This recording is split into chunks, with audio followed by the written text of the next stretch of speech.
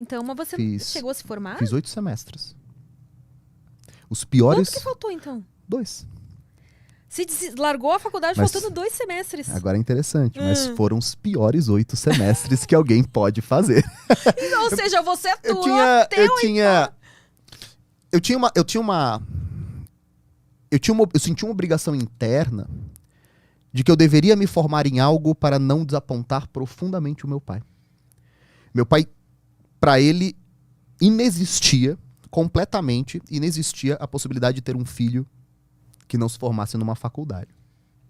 Principalmente porque a família do meu pai é de origem muito humilde.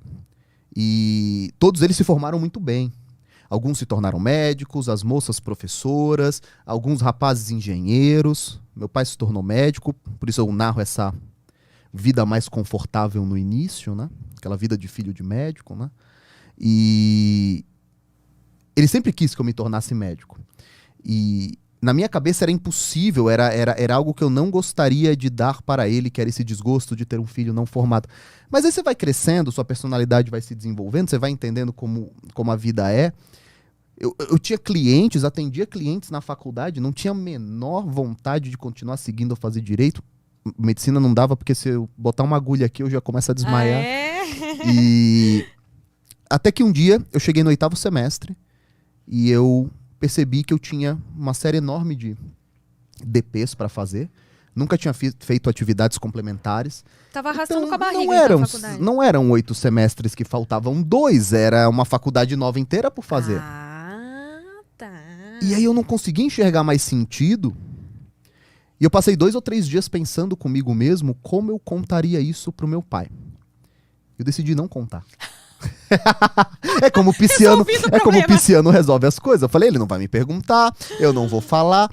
Durante muito tempo, eu nutria dúvida em relação a... Será que meu pai não sabe que eu não me formei? Mas ele não me perguntava também para não ter que ouvir a conversa? Rolava fantasia na sua cabeça? Você imaginava como é que ia ser, você contando, como é que ele reagiria? Não, porque meu pai é uma pessoa muito previsível. Então eu sabia exatamente como ele reagiria. Ele ficaria muito desapontado, mas não falaria nada. E eu sei que eu daria essa tristeza pra ele. Eu não tinha medo da reação, até porque meu pai é um cara muito quietão, muito pacato. Eu só não queria que essa notícia chegasse. Mas na minha cabeça, se eu ganhasse grana antes de dar essa notícia, de alguma maneira eu iria confortá-lo, né? Porque eu ia falar, eu tenho um certo dinheiro aqui. O medo do meu pai era que eu não pudesse sustentar meus filhos. Não é que ele queria um filho doutor. É que ele foi educado na ideia de que a melhor forma de você viver a vida é ter um diploma que te afasta da massa, daqueles 14 milhões de desempregados que estão lá tentando buscar algum serviço como empacotador do Extra ou auxiliar administrativo. Filho, aparte-se desse povo e brigue uma briga com uma quantidade menor de concorrentes, né? E na minha cabeça, se eu ganhar um dinheiro aqui, eu posso contar para ele algum dia. E eu simplesmente não falei mais no assunto. E ele me perguntou 2 vezes, filho, você não vai voltar à faculdade? Eu falei, vou, pai, tô dando só um tempinho aqui, mas eu vou.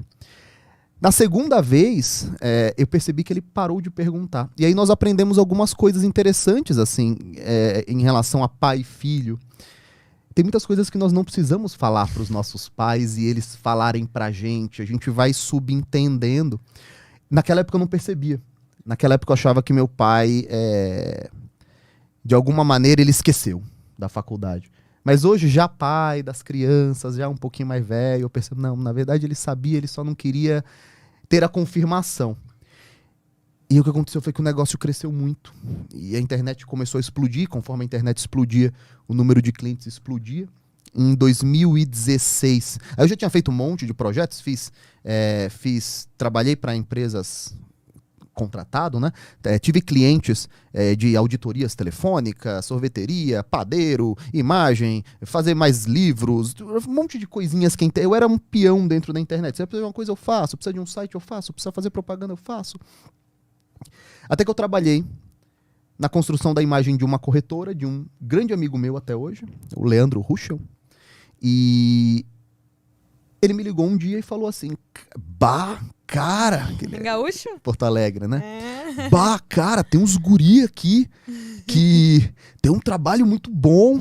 Cara, uns meninos aqui, eles têm umas fotografias, eles estão pedindo. Você vê que a minha imitação é muito boa, eu tô né? só reparando, então, gente, eu acho muito engraçado vocês de outros estados querendo imitar a gente, gaúcho. É que nem ator da Globo tentando imitar nordestino. Todo mundo é da Bahia, não importa de onde você seja. E... Bah, eu tenho uns guri aqui, eles têm umas fotos, eles estão pedindo dinheiro pra fazer protestos contra a Dilma, por impeachment da Dilma. Eu acho que você pode ajudá-los.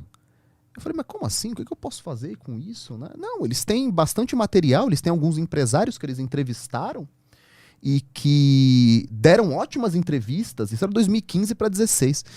Ótimas entrevistas, e eu acho que a gente consegue transformar isso num produto digital. Eu falei, deixa eu dar uma olhada, né? Me coloca em contato com os meninos. Ele me colocou em contato com o Thiago Mena, que tinha um projeto chamado Banda Louca Liberal. Ele pegava uns trio elétricos e ficava tocando trompete nos impeachments, assim, né? Eu falei, eu vou olhar o que esse cara tem pra me mostrar. E eu me surpreendi. As entrevistas foram muitíssimo bem coletadas. E tinha um pessoal... não vou lembrar exatamente quais foram as primeiras entrevistas que eu vi, mas tinha uns caras, tipo... Um empresário da Tramontina, que é do Sul, né? O pessoal falando sobre liberdade, sobre o tamanho do Estado, sobre impostos. Eu falei, caramba, isso daqui poderia se tornar um grande produto. E aí nós sentamos, conversamos, decidimos aumentar o número de entrevistados e fazer um documentário. E surgiu o Brasil Paralelo. O Brasil Paralelo, para quem não sabe, foi um congresso. Nasceu na internet, foi visto por mais de 20 milhões de pessoas até. Nossa! Se não me engano, hoje em dia já bateu esse número. Talvez tenha batido até mais. Na época, era 1,5 milhão, 2 milhões de pessoas assistindo cada vídeo. E isso era muita gente para um tema político. E acabou que deu muito certo. E nós vendíamos as gravações para quem não pudesse assistir na hora. Foi um produto que faturou aí bastante dinheiro. Mais de R$1 milhão nos primeiros dias de funcionamento, e a gente nem esperava tudo isso. E aí foi quando nós decidimos fazer 4 capítulos e pedir o impeachment da Dilma. Quando justamente nós estávamos nos finalmente do nosso produto. E eu falei pra galera, puta cara, a gente tem que criar um capítulo chamado impeachment, vamos pra cima, vamos pra cima. E era uma ideia meio... Todo mundo na hora, pum, ao mesmo tempo. Temos que fazer um capítulo chamado impeachment.